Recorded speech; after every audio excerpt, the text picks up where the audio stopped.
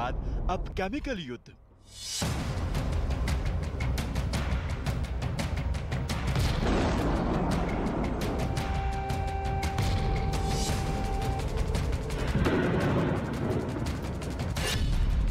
Ukraine ही नहीं, पूरे Europe पर केमिकल हमला।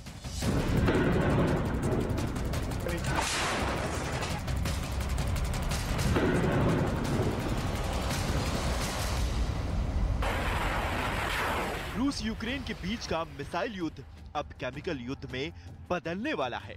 जिस बात का डर था, अब वही सच साबित होने वाला है। ऐसी आशंका है जिससे न सिर्फ यूक्रेन का बल्कि पूरे यूरोप का अंत हो सकता है। उस डर और नए खतरे का नाम है केमिकल वॉर।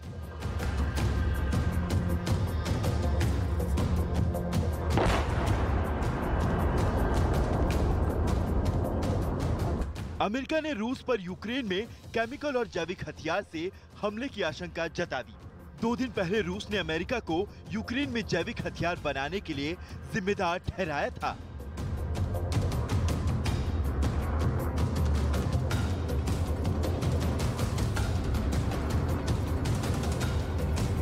अब अमेरिका ने पलटवार करते हुए रूस के इन आरोपों को खारिज कर दिया है।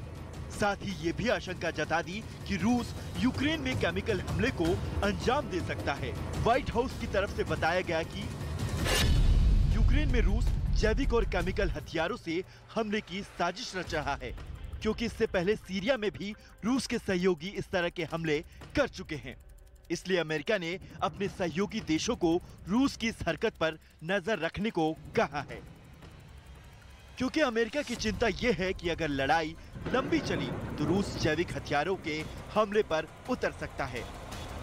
They have a history of using chemical and biological weapons, and that in this moment we should have our eyes open for that possibility. सिर्फ अमेरिका ही नहीं, ब्रिटेन ने भी ये आशंका जताई है कि यूक्रेन में हमले के दौरान रूस केमिकल और जैविक हथियारों से हमला कर सकता है। ब्रिटेन के पीएम बोरिस जॉनसन ने दावा किया है कि रूस केमिकल हथियारों का इस्तेमाल पहले भी कर चुका है। साथ ही उन्होंने ये भी कहा कि रूस अमेरिका पर इसलिए आरोप लगा रहा है ताकि वो खुद समय आने पर इसका इस्तेमाल कर सके। रूस ने सीरिया, यहाँ तक कि ब्रिटेन में भी अपने विरोधियों को हटाने के लिए इसका इस्तेमाल किया है।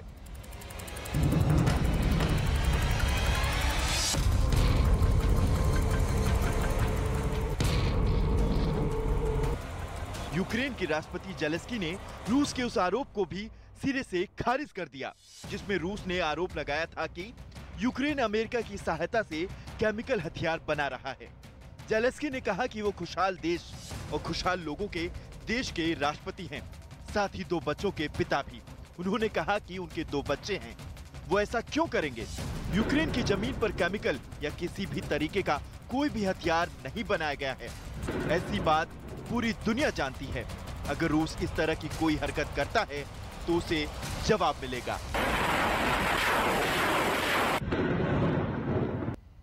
तो आपने देखा कि कैसे यूक्रेन युद्ध में अब केमिकल वॉर का अंदेशा जताया जा रहा है, तो रूस और अमेरिका के इस पर अपने अपने दावे भी हैं। कौन क्या कह रहा है ये आइए समझना बेहद जरूरी हो जाता है। रूस का दावा क्या है? रूस का दावा है कि यूक्रेन में जैविक हथियार मिले हैं। अमेरिका का दावा है कि वो हथियार नियमों का पालन करते हैं। ऐसा कुछ नहीं है। रूस का दावा यह है कि अमेरिका ने जैविक हथियार रखवाए हैं। अमेरिका का दावा है कि अमेरिका ऐसे हथियार नहीं ही रखता है। रूस का दावा है कि जैविक हथियारों का सैन्य इस्तेमाल होना था।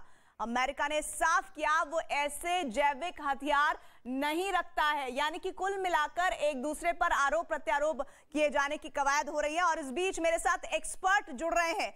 कर्नल तेज टिक्कू डिफेंस एक्सपर्ट इस वक्त मेरे साथ जुड़ रहे हैं। कमोडोर जीजे सिंह जुड़ रहे हैं, सिक्योरिटी एक्सपर्ट। और इस बीच एक बड़ी खबर, यूक्रेन में रूस की सबसे बड़ी चाल से जुड़ी हुई बड़ी खबर, सीरियाई लड़ाकों को भेज सकता है रूस। सीरियाई लड़ाकों के इन्वॉल्वमेंट की खबर आ रही है अब इस हमले में। युद्ध की ओर से ये कहा जा रहा है कि एक नया रणनीति का हिस्सा बनाया जा रहा है रूस की तरफ से, जिसमें जानकारी ये कि यूक्रेन में रूस की अब तक की सबसे बड़ी चाल, वो चाल ये कि सीरियाई लड़ाकों को भेज सकता है रूस, और रूस की ओर से लड़ेंगे सीरियाई लड़ाके। इसका मतलब यह है कि 16,000 लड़ाकों को जो भेजने का प्लान रूस कर रहा है, अब रूस अब इस स्थिति में पहुंच चुका है कि वो साम दाम दंड भेद से इस युद्ध को जीतना चाहता है। और मेरे साथ मेहमान जुड़े हुए हैं, मेजर जनरल एजेबी जैनी भी जुड़ गए हैं, डिफेंस एक्सपर्ट, साथ ही कमोडोर जीडे सिंह, और इसके अलावा कर्नल तेज टिक्कू मेरे साथ जुड़ रहे हैं।